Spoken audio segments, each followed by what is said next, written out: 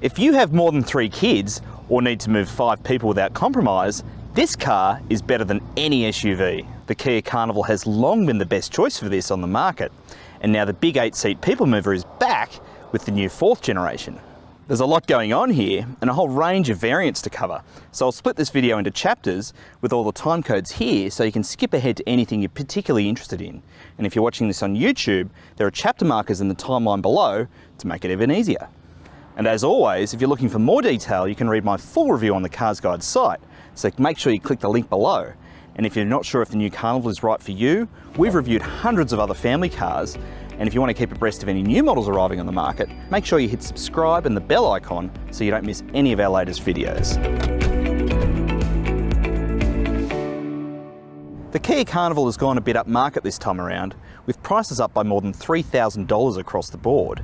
But Kia says it brings more value, space and refinement, and that's before you consider those stunning looks. This thing is a people mover.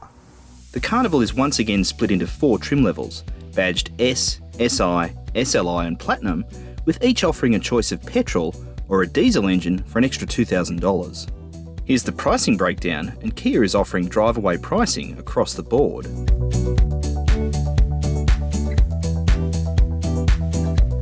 You can pick the base S trim by its 17-inch alloys, which means no more hubcaps and steel wheels for the Carnival. Its equipment highlights include wireless Apple CarPlay and Android Auto, yes wireless, through an 8-inch multimedia screen, rear parking sensors, roof rails and the most important safety features, which I'll cover in detail in the safety chapter. Note that it's only got a cast plastic steering wheel though, which is a bit cheap in a car at this price level.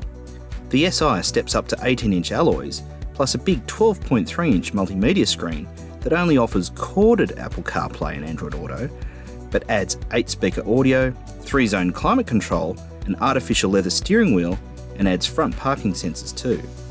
The SLI has the same alloys as the SI, but scores artificial leather seat trim, tinted rear windows, proximity keys, power sliding doors and tailgate, 360-degree cameras, and a few other minor details. The top of the range Platinum gets a whole new grille and black 19-inch alloys, wireless phone charger, 12-speaker Bose audio, twin electric sunroofs, heated steering wheel and the first 2 rows of seats, ventilated front seats, memory adjustable front seats, retractable window blinds for the second and third row of seats, and a rotary gear selector. Note that none of the Carnival trim levels offer real leather trim, but to be honest, I didn't notice the difference during my time with the Platinum. The new Carnival is once again a proper car, not based on a commercial vehicle like all people movers were in the 80s, and has been treated to similar updates under the skin as the new Sorento. This means a new body, chassis and suspension components, and the new body has shape-shifted to look a bit more like an SUV, with a longer bonnet, shorter front overhang and slightly longer rear overhang.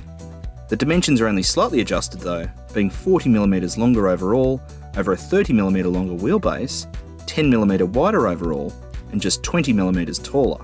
Styling is always subjective, but it strikes me that Kia has managed to pack more design appeal than the glory days of the Honda Odyssey, which was the 3rd generation from the early noughties, while also boosting its ability as an 8-seat people mover to greater heights than ever. On the inside, the new Carnival continues Kia's trend of pretty snazzy looking interiors, while still using sturdy materials to withstand family use. This is the top of the line Platinum, but even the base S gets great colour and texture variety. All bar the base S get this really nice 12.3-inch multimedia screen, whereas the S gets a still decent 8-inch unit. Now bizarrely, it's the small screen that's the only one that gets wireless Android Auto and CarPlay. One particularly nice detail in the Platinum is the 3D ambient lighting in the doors. Being a people mover, practicality is the most important area for the new Carnival, and even though it's a bit of a looker as far as vans go, it doesn't make any concessions in terms of usability. On paper, it seems to be matched by the new Hyundai Palisade SUV with its 8 seats, and it's pretty much the same size externally, but with a boxier shape and lower floor, there's so much more room for activities in the Carnival. Another key difference you don't get on an SUV are the sliding back doors, which create an enormous opening, and you'll never have to worry about the kids banging the doors into other cars again. And on the SLI and Platinum, these are power operated, which is so much handier than having to slide this big door open and shut, and your kids will just love the way they open and shut like a big robot. And the other thing with the new model is that if you stand here for 3 seconds with the key in your pocket, they'll open automatically, which is really handy when you've got your arms full of children. The second row seats still slide and recline 3 ways, with the middle section being removable, so there's 3 ways to access the third row, all of which are miles easier than any SUV. This middle section is also now reversible, so parents can sit facing the young kids, or you can have a meeting with those sitting in the third row. One big step over the previous Carnival is that 5 out of the 6 seats back here now have Isofix and top tether child seat mounting points, so you can fit 5 child seats back here as safely as possible. The third row is still one of the best in the business, with plenty of room for 2 adults to sit back here for long journeys. And while it's narrower than the second row, you could still fit 3 across here for short journeys, and kids are no problem whatsoever. The Carnival's load area was already massive regardless of seating configuration, but it's grown by another 179 litres with the third row up, and a full 241 litres with the third row folded, and even the load height has dropped by 26 millimetres. You can also carry a pram without folding it, plus a mountain bike standing upright, and still have plenty of room for luggage. There's also a total of 13 cup and bottle holders across all 3 rows of seats, so 5 of the 8 occupants can have 2 drinks on the go at once. That's pretty awesome. There's also at least 5 USB points spread across the first 2 rows, and the SLI and Platinum add another 2 for the third row, and the multimedia units will also allow 2 phones at a time to be paired via Bluetooth. The new Carnival is yet to get an ANCAP safety rating, but this is expected soon. It could well miss out on the maximum 5-star rating because it misses out on the centre airbag that the new Sorento gets and is almost essential to get top marks these days. It does get front and side airbags plus a driver's knee bag, curtain airbags that cover all 3 rows, whereas the Sorento doesn't cover the third row passengers. All versions of the new Carnival also get front AEB with pedestrian, cyclist and junction detection, active cruise control, traffic sign recognition that will alert you of the speed limit changes, rear cross traffic alert, multi-collision braking, lane guidance and blind spot collision avoidance. Only the SLI and Platinum get rear AEB, but it only recognises cars travelling faster than 5 km an hour, plus safe exit assist, which prevents the back doors from opening if an oncoming car is detected. Only the top Platinum gets rear occupant alert, which basically sounds an alarm if you lock the car with someone sitting in the back seats.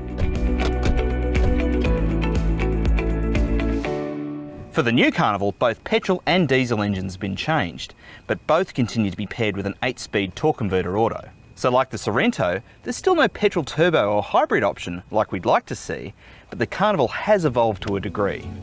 The petrol V6 has grown by 0.2 of a litre to 3.5 and gained 10 kilowatts and 19 newton metres. The 2.2 litre turbo diesel is a new aluminium unit that produces just 1 more kilowatt and the same torque at the same revs as the old unit, but its big achievement is its official fuel consumption figure, but more on that in a minute. According to the official combined fuel figures, petrol Carnivals now consume 10% less, with a new number of 9.6 litres per 100 kilometres, which isn't great, but not bad for a big, powerful petrol engine in a car weighing just over 2 tonnes. The diesel's official number is pretty impressive though, with the new engine scoring attention to things like friction and thermal management to reduce its official combined fuel figure from 7.6 to 6.5 litres per 100 kilometres, and that's without using a start-stop system. I've covered just over 500 kilometres with the diesel so far and recorded 7.5 litres per 100 k's over mainly open road driving, which is pretty good for such a big car.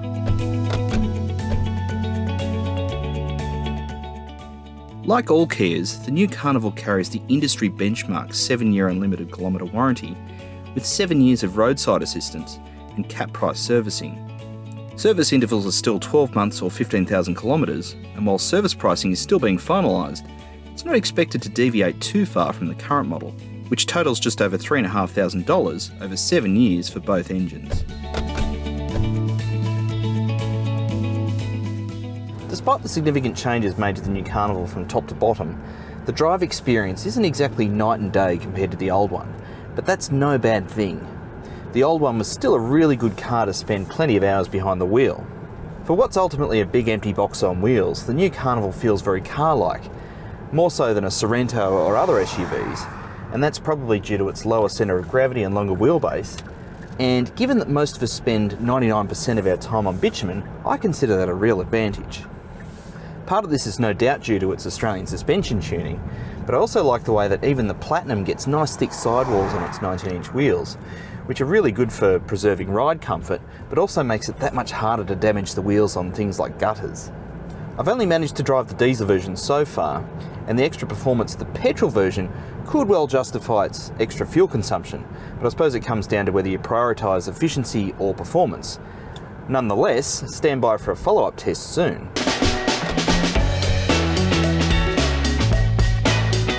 Trying to convince most SUV buyers that they'd be better off in a people mover would be a bit like selling ice to Eskimos. It's just not a fashionable choice. But if you've gotten this far into the video, you should really go test the Carnival for yourself. SUVs are good for family life, but unless you have to have the perception of adventure capability, a good people mover like the Carnival is light years ahead. And it's looking like the new one is going to remain the go-to option for some time to come.